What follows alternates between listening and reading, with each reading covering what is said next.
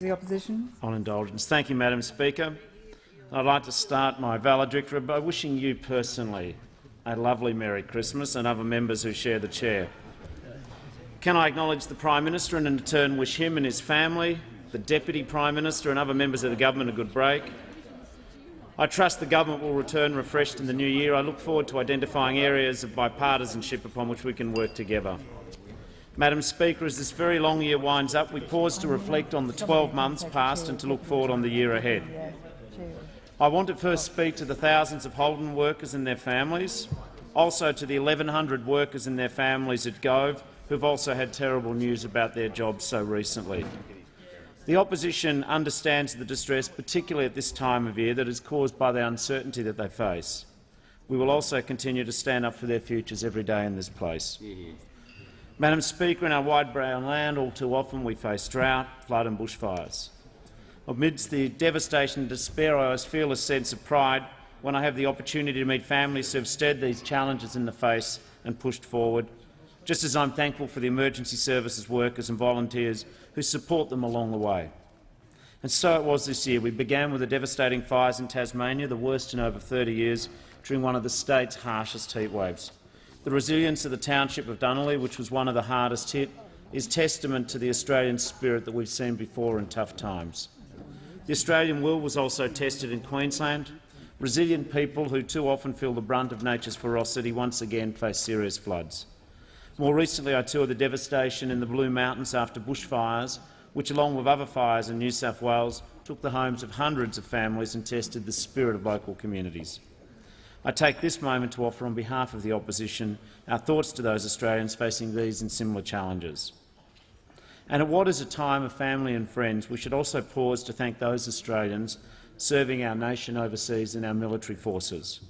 In late October, along with the Prime Minister, I had the opportunity to meet with Australians serving in Afghanistan, and I wish them well this festive season and a safe return.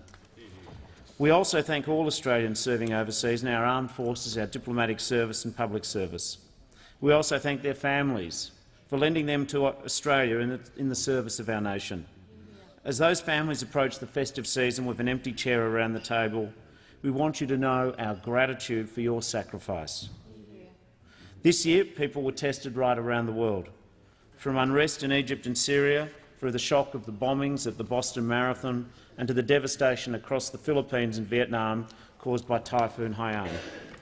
Madam Speaker, as you know, the Prime Minister and I have recently returned from South Africa this week, where we attended the memorial service for Nelson Mandela. The world will continue to mourn the loss of this great leader, and each of us should seek inspiration from his words and actions about reconciliation and forgiveness, particularly at this time of year. We lost many great Australians in 2013.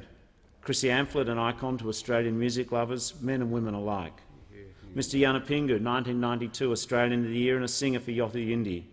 But more importantly, a truly wonderful man who represented his people with passion and purpose.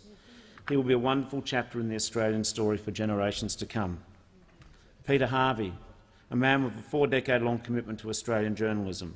Rusty Priest, the indomitable former president of the RSL. And amongst the many Australians which were recognised at home and abroad, Del Catherine Barton, who won her second Archibald Prize for her fantastic portrait of the Australian icon Hugo Weaving. In literature, Michelle de Kretzer won the Miles Frankson Award for Questions of Travel. Melbourne's own Wally de Backer won 3 Grammy Awards, including Record of the Year. The Socceroos qualified for the 2014 World Cup in Rio de Janeiro. Black Caviar was retired after an unprecedented run of 25 wins and no losses. And we lost the Ashes, but now we're just one test win away from reclaiming them. I look forward to Mitchell Johnson continuing to tear through the English in Perth starting tomorrow and again in Melbourne on Boxing Day. Madam Speaker, election years are particularly demanding, and this year was no different. Firstly, I'd like to personally thank once again the people of Maribyrnong for electing me to serve them in this place. We're a vibrant, strong, diverse and proud community. It's a privilege to represent each and every one of them. I want to acknowledge the Labor Party members and volunteers in Maribyrnong who supported me by giving their time so freely this year. And not one of us would be in this place without our members, neighbours and friends, helping with the door-knocking, the phoning, the volunteers who put up posters and those who spend hours handing out pamphlets and promoting our case. I want to thank the members of the Great Australian Labor Party who not only embraced our democratic process for the election of leader but actively engaged and participated in it. It is a testament to our party and our movement that in a year of election defeat, more Australians now wish to join the Labor Party. There's clearly more work to do, but we are a stronger, more representative and larger party and movement because of our members, and I thank them.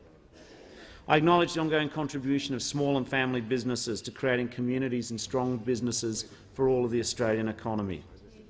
I also want to acknowledge Australia's trade unionists who represent the wishes and hopes of millions of Australians who go to work every day. A special acknowledgement should go to Labor's National Secretary, George Wright, for his hard-working team. They've had a big and challenging year, similarly to all state secretaries and branches across the nation. You should take the opportunity to have a break over coming weeks, but they'll be straight back to work in the new year as we face elections around the nation in coming months. To my remarkable deputy, Tanya Plibersek, member for Sydney, Merry Christmas to you, Michael and your family.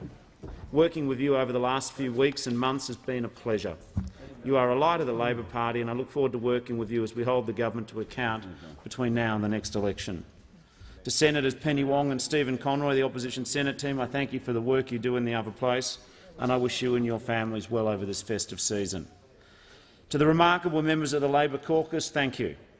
I'm grateful to be surrounded in our task by so many Labor talents and warriors.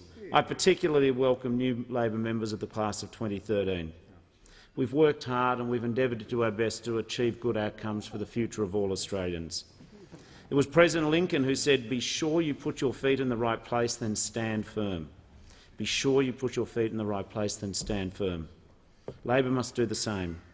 We deserve to be proud of our legacy. I will endeavour to fight for it every day in this parliament alongside my remarkable team. Speaking of Labor's legacy, I acknowledge those members of our movement who have left this place during the course of the year. In particular, I acknowledge the achievements of both former Prime Ministers Rudd and Gillard. Without you both, Australia would not have said sorry. We would not have got through the global financial crisis in the manner we did. We would not have achieved the educational reforms that we have or created the National Disability Insurance Scheme. These are great reforms reflecting true Labor values. You have both left your mark in this parliament. You deserve to be acknowledged for what you achieved for the Australian people. To Labor staff, both here in parliament and out serving electorates around the country, thank you for your commitment and dedication. It is the hard work of each and every one of you that grows into the great Labor reforms and victories, and I thank you and we thank you for it. I would also like to thank the Secretary and staff of the Department of Education, Employment and Workplace Relations and the Secretary and staff of the Treasury who worked closely and cooperatively with me as Minister during the course of the year. Mr Deputy Speaker, I'd like to take this opportunity to acknowledge the work of the Press Gallery. We on this side value the contributions and insights you bring to the Australian policy and politics. You play an important role in our parliament. You never hesitate to point out when we are wrong and then challenge us when we claim to be right. We hope that the festive season treats you all well and you return next year hungry for truth once again. Madam Speaker, we know that if it was just politicians in this place, then nothing would ever get done. As I said earlier, but I wish to do again, I acknowledge the pivotal role played by the outgoing Clerk of the House, Bernard Wright, David Elder, Deputy Clerk and incoming Clerk, and all your teams. To everyone else who manages the operation of the House, the Sergeant-at-Arms, Robin McClelland, everyone in the Sergeant's office, the Table Office, the Parliamentary Library, Hansard and all the attendants in the chamber, thank you. I thank the Comcar drivers here and around Australia who managed to get us from A to B, particularly when our schedules changed, when we were running late and sometimes when we were not sure where we were going. A special thank you from me to Steve and Bill, my drivers in Melbourne, for their good driving and better humour. Finally, I must mention and wish a Merry Christmas to the Parliament House staff. Staff from the Department of Parliamentary Services, the gym, Aussies and the dining rooms, the security staff and the wonderful cleaning staff, including Olga, who greets our office every day with a smile and a joke at any hour of the day or night. Surely the Hill wouldn't be such a bright place without the contributions of all those who work here. I'd like to acknowledge my personal electorate staff, including those staff members who have moved on to bigger and better things following the election. Thank you in particular to my former Chief of Staff, Matt Tinkler, and my current Chief of Staff, Ken McPherson, for your dedication and leadership. My notes at this part prepared for me by my staff tell me my staff are all too wonderful and it would take too long to list their qualities individually.